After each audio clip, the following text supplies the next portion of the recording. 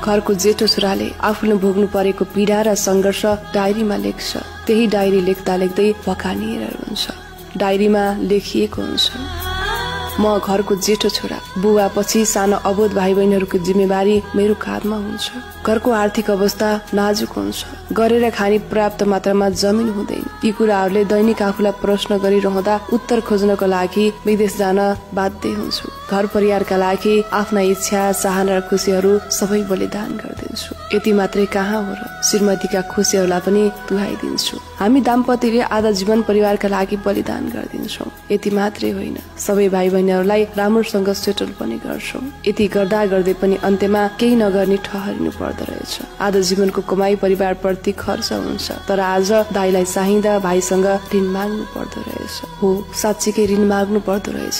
आज आफूले जोडेको सम्पत्ति भाइहरूसँग पुनः आफैले किन्नु पर्दो रहेछ। जब अप्ठ्यारो समय आउँछ कसैको साथ नपाइने रहेछ।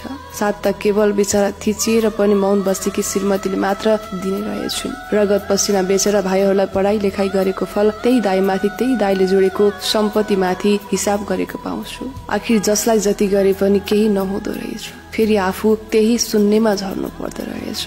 हिजोसम्म घर परिवार र भाइ बहिनीका लागि भन्दै हिँडे, अहिले आफू शून्य छु। भाइ बहिनीसँग केही भनौ त सुन्नेवाला छैन। उमेर ढल्किसकेको छ, भाइ बहिनीको भविष्य बनाइदिए। ठुला भए, पढे लेखे, अगाडि बढे। अहिले फेरि मेरो साथमा मेरा छोराछोरी छन्। उनीहरूलाई पनि पढाउनु, लेखाउनु र केही गराउनु छ। आखिर हामी जेठो छोराको जिन्दगी त अरूको लागि गर्दै सकिँदो रहेछ।